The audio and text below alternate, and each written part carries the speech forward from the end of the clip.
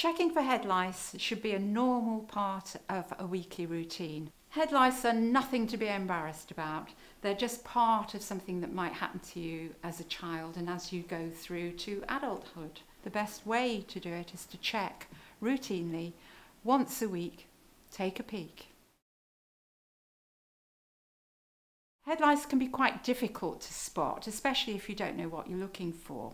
They're about 1 millimetre in length. That's the size of a full stop on a page, and they end up as adults being about 3 millimetres long, the size of a sesame seed. The best way to check is to use a plastic fine-tooth comb like this one, rather than going through hair with your fingers, because the lice will just move away from any commotion.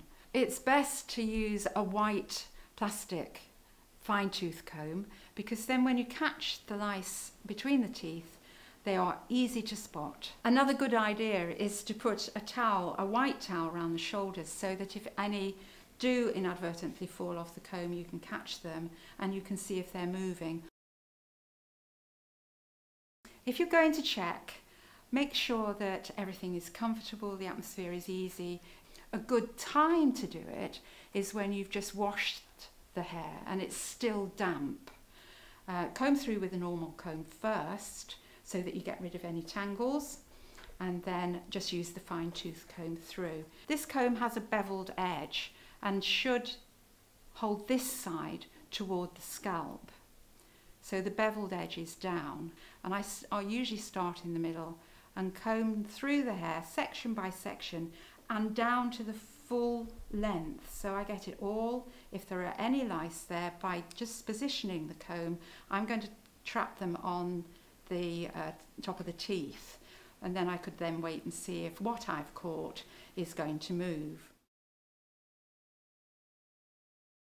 The important places to look are under here, through where it's nice and warm. Lice like to be where it's warm. So you're checking underneath fringes. And when the lice lay their eggs, they actually lay their eggs behind ears. And that's where you'll find the majority of baby lice. They also will get here at the top often as well, especially if there's lots and lots of lice. And if you've got long hair and it's tied back, you need to check underneath here, right at the nape of the neck, because that's another nice warm place. And many of the lice will congregate where the most hair is and where it's warmest. I'm combing through Lily's hair here, but it's equally important that you should check the boys in your family as well. Head lice can exist and live in hair that's no more than 1 centimetre in length. So just because your son has a number 1 haircut doesn't mean to say he can't catch lice. You're actually looking for a living, moving insect.